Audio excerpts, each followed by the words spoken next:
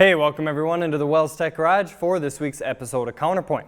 Today, guys, we are going to be talking about oil pressure switches. You know that oil light that comes up on the dash? In particular, today we're going to be talking about the PS278 that you're going to find on a vehicle like this 2007 Chrysler Town & Country or Dodge Grand Caravan that we have in the shop today. Now, there's a couple different scenarios of when and why oil pressure switches fail. So I want to go through a couple of those scenarios, some quick and easy testing of what you can do at home with some simple tools, and then how to change this PS278 out. So our scenarios are the light is on at all times, the light is off at all times, and you have a leak. Okay, that's going to be the three most common oil pressure switch failures. But before we can get into the failure modes, I think we first need to understand how the circuit works. Now, this is what the wiring diagram looks like for our 2007 Grand Caravan. Our PCM sends an oil pressure signal down to our engine oil pressure switch, which then has a switch to direct ground. Okay, that's telling me that our switch would ground through the nut of the switch. Okay, so let's take a look here. According to our diagram, in its normal operation, now when I say normal operation, usually we expect to see diagrams written key on, engine off, okay, or rest state, however you want to describe a normal state or rest state. That is usually the way a wiring diagram is written. Now, if we look at this switch, I'm going to go ahead and just install a lead onto the single terminal that's inside of the switch. And again, there is only one terminal inside here. As you can see, there's only one wire going to it. This is case grounded, okay? That means our nut on here is actually the part that's doing the grounding. So what I'm going to do, I'm going to take my ohm meter, set it on ohms, and I'm going to take an alligator probe, and I'm just going to clamp it right to the nut, okay? Just clamped right to the nut, and I'm going to take my other lead, and I'm going to attach it to that single terminal that's going right in there. And as you guys can see, we are not an open circuit like this shows, okay? At 0.5 ohms, that means that we have a closed circuit, okay? That means that right now our circuit is actually attached here. That means that our signal wire into our switch goes directly to the body ground of the switch. Now to take it one step further, if we apply pressure to this, and I'm just going to take an air hose and supply a slight amount of pressure, you'll see we go open, okay? So when pressure is applied, our switch goes open, okay? So that's telling me that in this situation right here with our switch open, our engine is running.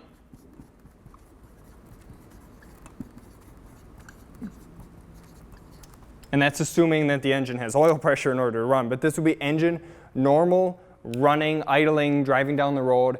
Whatever our engine is running, our oil pressure switch is open, okay? That's telling me that in this position, this is key on, engine off, okay? When our switch is connected, as it is right now, this is key on, engine off, okay? So at key on, engine off, our computer is looking for a closed signal, meaning it's sending power down and it's hitting ground.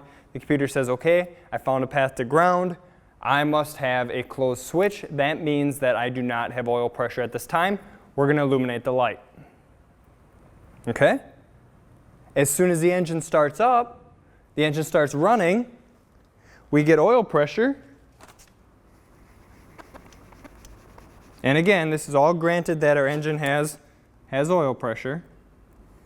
Our switch opens. Now our light turns off, okay? So it's going to be a normal condition on every vehicle that when you cycle the key to on, just like the check engine light test for the light itself, the oil pressure light should also turn on. Now this is specifically on this vehicle, but you should be able to apply this to most other vehicles. You will see your oil pressure light come on with just the key on, and that's because there is no oil pressure with just the key turned on. You have to get the vehicle running in order to open this circuit and tell the vehicle that the engine is running, telling the vehicle that we have pressure, okay? So what are some of the scenarios that would cause the light to be on all the time? Well, if the light were on all the time, we could have a switch that's stuck closed all the time, okay? The switch never goes open. So we could have a stuck switch. Okay? So if our switch were stuck closed all the time, our light would stay on all the time.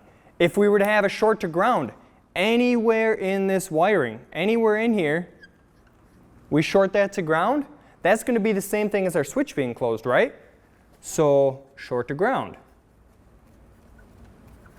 would cause our light to be on all the time, right? What about the real simple no oil pressure? Okay, our switch could be functioning completely normal, but we got to remember that this switch is operating on pressure, okay? So if where this is threaded into by our oil filter there, if this does not have pressure applied to this side, well then you're never going to open the switch. The switch will always be closed, therefore our light will always be on. So this is a pretty obvious, and this is the reason why we have a light, right? No oil pressure. Okay, that's the reason right there of why we have this light on our dash, so that if you're driving down the road and all of a sudden your oil filter falls off or your drain plug falls out or whatever, you all of a sudden lose oil pressure, the light turns on telling you that you should not be driving that thing, you have an oil pressure issue. Okay, so that I think is going to be the scenarios that would cause the light to be stuck on. I'm sure if we really thought about it, there could be some other ones, but that's going to be the big three, I would say. What is going to cause our light to stay off all the time? All right, so that would mean that our circuit would be open all the time. Well, that could be anything that causes this circuit to not reach ground. So we could have an open in our wire. We could have a switch that has failed and is open all the time. Or we could have open or high resistance where this thing threads in. So we could have, let's write it out here, open circuit. All right, we'd be wanting to look at our wiring there, somewhere between here and here. We could have a open switch. Oops, see if I can spell. We could have an open switch, or we could end up with a grounding issue where our sensor is not grounding properly. Okay, because we have to reach ground at some point when we're testing this switch out. So if somebody took 10 pounds of Teflon tape and applied it on this thing and there's no metal touching the engine block, well then you have a high resistance or an open to the ground circuit. So we'll just call it, let's just call it improper installation. Proper install. Okay, so this light being off deal, this isn't going to be something that you're going to notice driving down the road, right? Because in normal conditions, driving down the road, your light should be off. You're going to want to look for that light to come on when you turn the key on, right? Every time you cycle that key, you're going to get your dashboard lighting up like a Christmas tree. That's just all your bulb checks. That's where you want to see your oil pressure light come on. If it didn't come on at that point, well then you could have one of these possibilities in there, okay? Our third possibility is a leak. These things do leak over time. I'm going to show you guys that's actually what's going on with our Caravan today, is that we have a leak. So I'm going to show you what's going on with that, but that's going to be a pretty obvious problem of oil dripping. It's going to be pretty obvious, and I'll show you guys a couple quick tips when you're looking at these things for an oil leak. Okay, so I guess at this point, why don't we head over to the Grand Caravan. That's an 07 Caravan sitting over there on the hoist. Let's get it up in the air, and I'm going to show you guys a couple quick, easy tests that you can do at home when you're running into oil pressure switch issues on your vehicle. All right, let's go. All right, so up in the air here is that 2007 Grand Caravan, and as you guys can see here, we have a leak. All right, we got oil leaking right there. This thing is leaking. Now this one again did not have a light on, well, did not have a light issue, so the light came on at key on and went off at when the engine is running. So this thing does not have an actual switch circuit issue, but it does have a leak issue. So one of the dead giveaways for a leak on an oil pressure switch or sender is going to be looking for oil inside of the connector. So first thing we want to do here is we want to move this red locking tab that Chrysler likes to put in their connector. So I'll push up. Sometimes you can get a pick in there and just get it the rest of the way up. And then this should, you push in on this end here, push it in towards the wire, and it should come right off. There we go. And let's take a look inside of there. And as you can see, there is definitely oil inside of our connector. Okay? You can see how wet and shiny it is. We got oil inside of our connector. This oil pressure switch has definitely failed. Right? So you have oil inside of your connector. That is a immediate reason to replace your oil pressure switch. It is leaking. Okay? Now, being that there are other switch failures, we might as well show you how to do a couple of these quick and easy tests. So just like we did on the bench, I'm going to go ahead and I'm going to hook up and do an ohm test on this. Get my meter up here. And we're just going to quickly check the switch. So I'm just going to grab a ground right there on the AC compressor.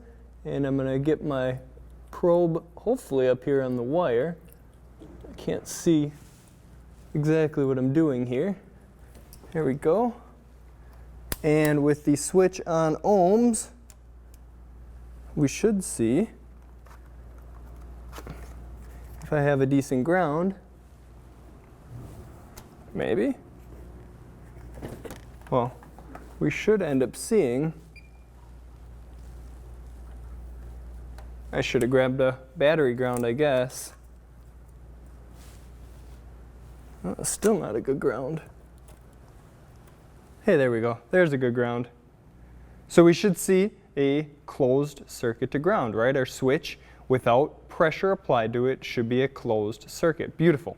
Now at this point, if you were wondering if your switch is acting up, you could definitely go ahead and you could start up your engine and you would watch for this. You would watch this to go open, right? Or OL is what you're looking for, okay? We can do one more test. Let's see if this will stay there. Ooh, I'm going to end up bumping it and knocking it on the floor. All right, let's do one more test. That's going to be, currently I have the key turned on right now, so our computer should be sending out power, right? So I'm just going to grab a acupuncture probe. I'm going to put it in there, and now we're going to switch to voltage. You guys should see roughly battery voltage. Now the key is on here, so it is drawing us down under that 12 volt mark, but we do have battery voltage applied to our brown wire when the key is turned on, okay? So with this plugged in, battery voltage is going to go directly to ground. That's going to tell our computer that we do not have oil pressure, okay? So now if this switch or this circuit were open like it is right now, if this were unplugged like it is, it's possible that our light is not going to come on. Even with the key cycle to the on position, it's possible that our light is not going to turn on.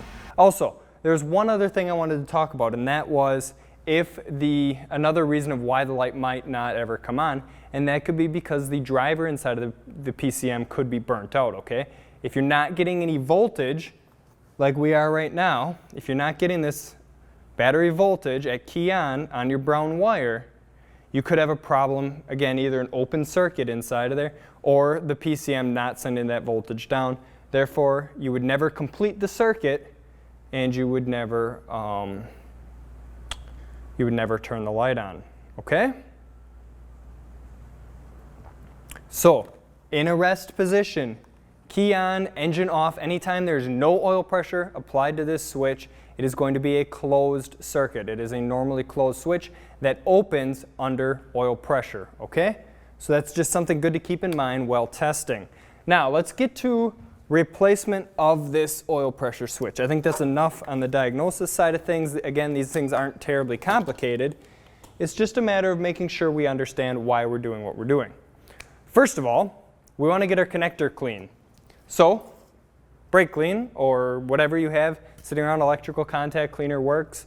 I wish I had that dramatic music like Eric does. So I'm just going to take and I'm going to clean out our connector and drip it all down my arm. And then I'm just gonna grab the blow gun and dry that thing out.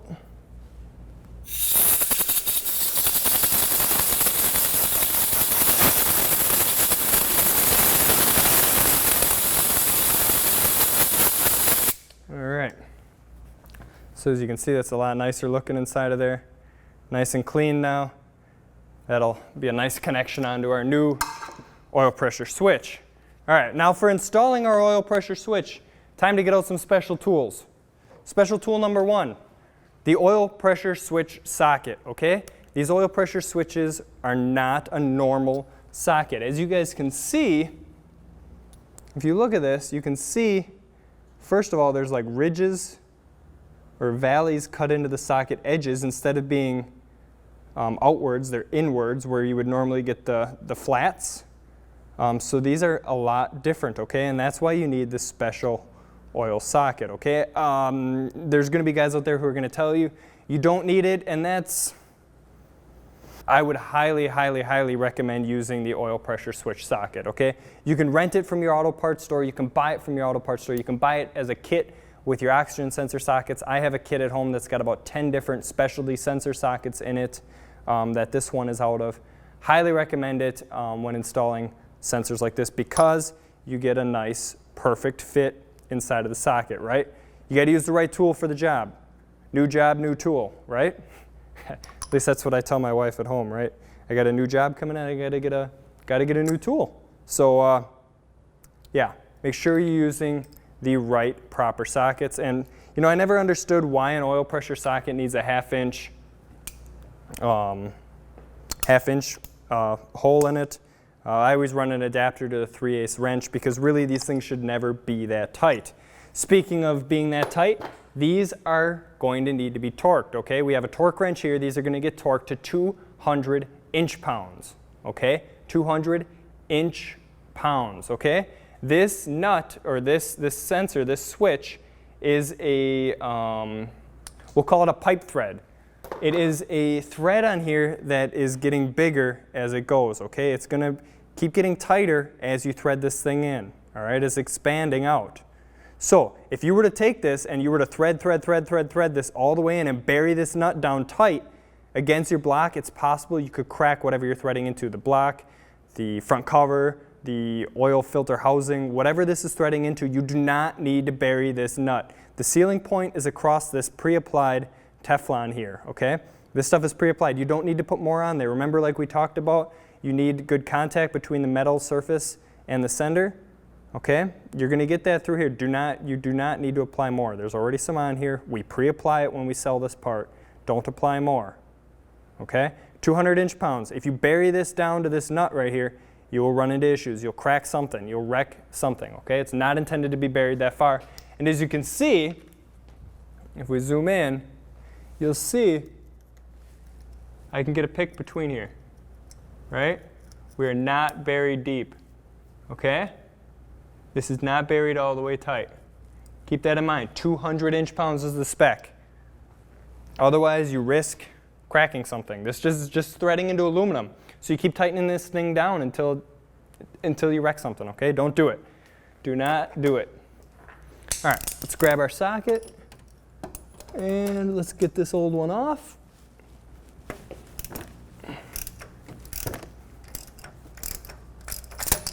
Now, I would expect there to be some dripping out of here. We'll see how bad it is. Obviously, you would just want to check the oil afterwards and replace whatever.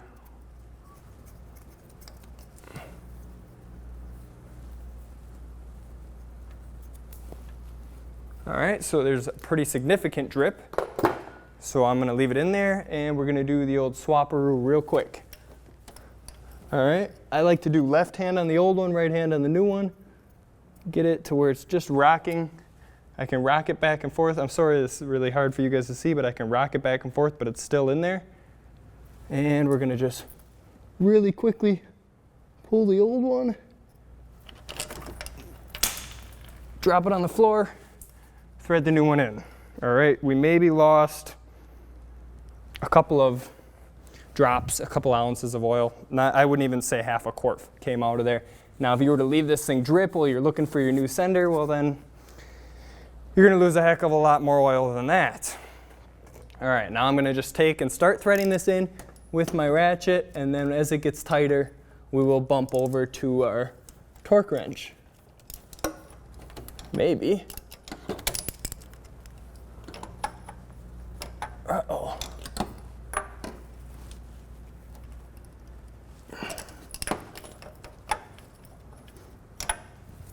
Looks like our AC line is hitting. There we go. So you just gotta, there's an AC line that runs up here. My socket, actually, let's just bring you guys up just a hair. Oh, sorry, stick with me. See this AC line? Let's get the flashlight out of the way.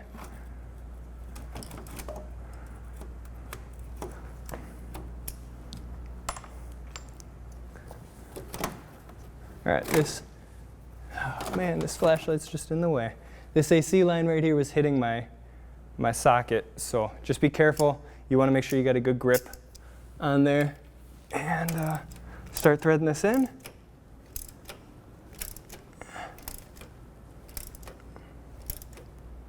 All right, it's starting to get snug. I'm going to grab the torque wrench now. And I don't know if you guys will be able to see that, not really. You'll just have to take my word for it. We are set to 200 inch-pounds.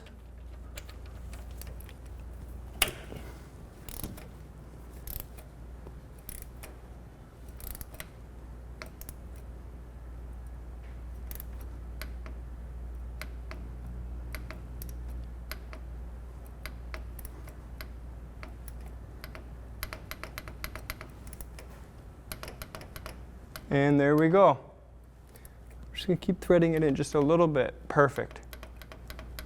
Right there, I can make the torque wrench click without moving the sensor anymore. I still got a little bit I can thread though. We're still just a little tight against the Teflon. All right, that's 200 inch-pounds.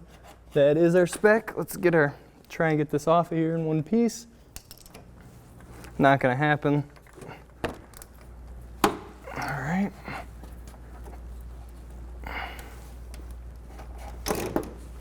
There we go.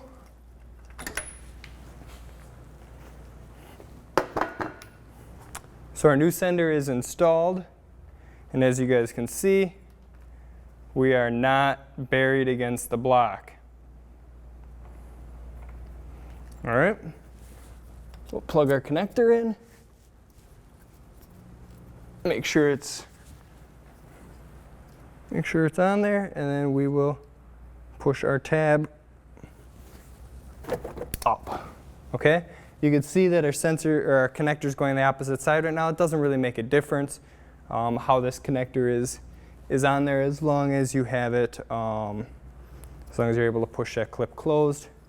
We should be all set now. Now it's just a matter of firing this thing up, making sure, first of all, that it doesn't leak and that our light is off. So hang on one second, we'll fire this up and we'll check to make sure we're not leaking. All right, hang on. All right, with the engine running, as you guys can see, we are leak-free. We have no more leaks coming out of our sender. Looks good. We'll just give it a final rinse down with some brake clean and we should be all set.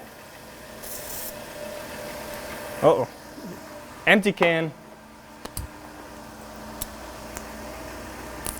Gotta get the next one.